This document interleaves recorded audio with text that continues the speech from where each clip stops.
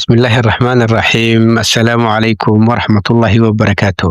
طبعا dhammaanteena waan jecelnahay inaan maalqabeeno aan noqono balse in maalqabeen la noqdo waxay u baahan tahay shaqo adag iyo dadaal badan.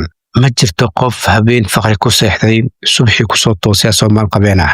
Dadka maanta lacagta iyo hantida leh intooda badan waxay ka soo bilaabeen meel hooseysa balse waxay lahaayeen himilo, rajo iyo go'aan ah inaysan weligooda ka harin yoolkooda ilaa ay ka noqdaan waxay rabaan.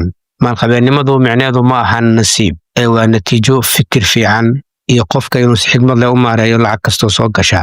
waa inaad barato sida lacagta loo shaqaysto, loo kaydsado, loona maalgeliyo. ha isdhihin aniga lacag yar ayaan shaqeeyaa mana awoodo in aan lacagtaas yar wax ka keediyo kadibnaan maalgashi ku samaysto. ogow wax kastoo yar oo aad maanta bilowdo berito waxay kuu noqon karaan wax aad u weyn. haddii aad maanta taagan tahay meel hooseysa aadna ka soo bilowdo kasbashada lacagta meeshaad taagan tahay, taasi micnaheeda ma aha ceeb ee waa bilow wanaagsan. wax waliba weyn waxay ka soo bilowdaan tallaabo yar. waxa ugu muhiimsan waa inaad aaminsanaato naftaada, aad wax ka barato qaladaadkaaga, kana faa'iidaysato fursad kasta oo ku timaada. mid xusuusnow, maalqabeennimada laguma gaaro maalmo kooban balse waxay u baahan tahay waqti, qorshe iyo dadaal. haddaba intaad dadaalayso fursadda maalqabeennimada way kuu sii furan tahay ee isdhiibin weligaa. insha allahu tacaala muuqaalkeena maanta waxaan uga hadli doonaa 6 tilaabo oo aad lacag ku yeelan karto aadna ku gaari karto xorriyad maaliyadeed. tilaabada koowaad, aamin naftaada. maskaxdaadana ka dhaadhici inaad lacag yeelan karto. horumarka dhaqaalaha wuxuu ka bilowdaa gudahaaga, micnaha maskaxdaada. waxa ugu horreeya ee tahay inaad samayso waa inaad rumaysato inaad lacag yeelan karto. dadka maanta lacagta haysan ma ahan inaysan helin fursad ay lacag ku samayn karaan balse maskaxdooda ayaa waxay ka saareen inay lacag samayn karaan. markaad aaminsan tahay inaad lacag samayn karto waxaad bilaabaysaa inaad fursadaad u aragto si waadixa kadibna aad tallaabo qaado oo aad ku dhiirato barashada iyo dadaalka laga maarmaanka u ah horumarka. sidaa darteed maskaxdaada ka nadiifi shakiga iyo hadallada ka hor istaagaya guushaada. maskaxdaada u sheeg oo ka dhaadhici maalin kasta, anigu waxaan ahay qof lacag samayn karaa, waxaan istaahilaa in aan horumar sameeyo, waan awoodaa inaan nolosheeda bedelo, waan awoodaa in aan milyaneer noqdo.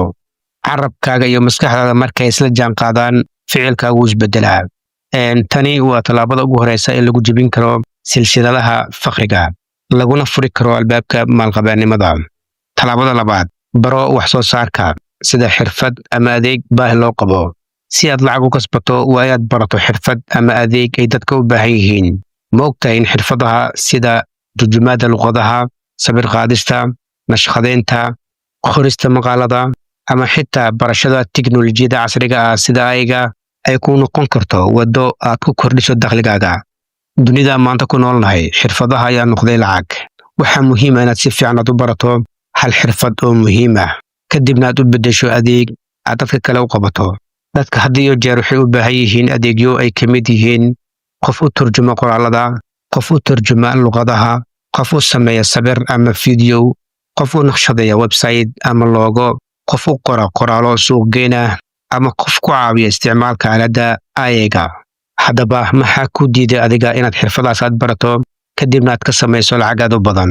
barashada xirfadahan micnaheedu ma ahan inaad jaamacadaad u gasho. waxa keliya ay kaga baahan yihiin waa rabitaan, dadaal, internet, mobile iyo inaad si joogta aad u horumariso xirfadahaaga. tallaabada saddexaad, ka faa'iidayso internetka. sameey lacag si online ah. maanta internetka wuxuu noqday suuq furan oo qof waliba ka faa'iidaysan karo meel kastoo joogo. waxaad heli kartaa fursado aad lacag ku samayn karto internetka adigoo gurigaaga jooga. keliya waxaad u baahan tahay inaad hesho hal laptop ama hal telefoon oo keliya. fursadaha aad maanta online-ka ku shaqaysan karto waxaa ka mid ah freelancer, qorista, tarjumaada, naqshadeynta, cod duubista iyo wax la midka ah ayaad ugu shaqaysan kartaa freelancer-ka. YouTube channel, la wadaag aqoontaada, hibadaada ama sheekooyin xiiso leh dadka daafaca caalamka ku nool oo idil. kadibna ka sameey lacagaad u badan. bilow blog ama website ama page Facebook ah. qor waxay dadka xiiseeyaan kadibna lacag ka sameey. iibi alaab si online ah. adigoo gurigaaga jooga waxaad agab ama alaab ku iibin kartaa internetka weliba adigoon ka bixin wax kiro ah. waxaad samayn kartaa inaad alaab soo gadato kadibna aad dhigato gurigaaga, kadibna alaabta ku taal inaad ku xaysiisato baraha bulshada sida Instagramka, TikTokka ama Facebook page-ka. kadibna aad ka samayso lacag aad u badan. Mid xusuusnow, internetka ma ahan meel wakhtiga la isaga lumiyo oo keliya, ee waa meel fursado badan ay ka jiraan oo lacago badan laga samayn karo. Qof walba maskax furana wuu ka faa'iidaysan karaa fursadahaas, adigana waad awooddaa inaad ka faa'iidaysato ay ka faa'iidayso. Talaabada afraad, bilow maalgelin yar oo joogto ah.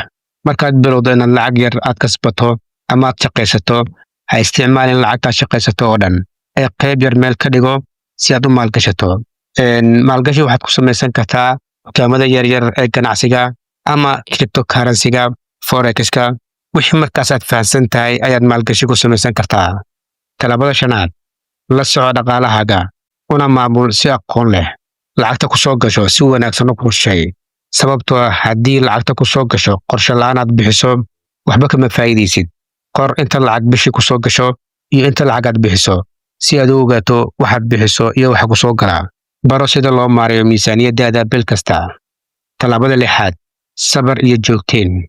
Dadka lacagta sameeya waxay leeyihiin hal sifo oo u gaar ayaga, taasoo ah joogteen. Ha joojin dadaalkaad waddo markaad dareento caajis ama ay kula soo diristo caqabado dhab ah. Maalin kasta isku day inaad naftaada dhiirigeliso. Lacag samaynta waxay ka bilaabataa go'aan iyo qorshe, kadibna inaad si tallaabo aad u fuliso qorshe aad degsatay. Haddii aad maanta bilowdo inaad lacag yar aad kaysato, muddo kadib waxaad heli doontaa lacag aad maalgashi ku samaysan karto. Waxaadna dhihi doontaa, maanta waxaan leeyahay lacag aniga ii shaqaysa, ama maanta waxa ay shaqaysaa lacagtayda. Qof walbo maanta dhaqaalo fiican haysta, dhisida dhaqaalahaas waysto wuxuu bilaabay maalintii uu nafsadiisa ku kalsoonaaday.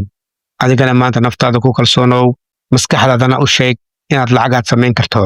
Insha Allahu tacaala biri waxaad noqon doontaa qof dhaqaale ahaan xur ah. Maalqabeennimada laguma gaaro maalmo kooban, balse waxay u baahan tahay waqti, qorshe iyo dadaal. Haddaba intaad dadaalayso, fursadda maalqabeennimada way ku sii furan tahay. Ee ha isdhiibin weligaa. Asalaamu calaykum waraxmatullaahi wabarakaatuh.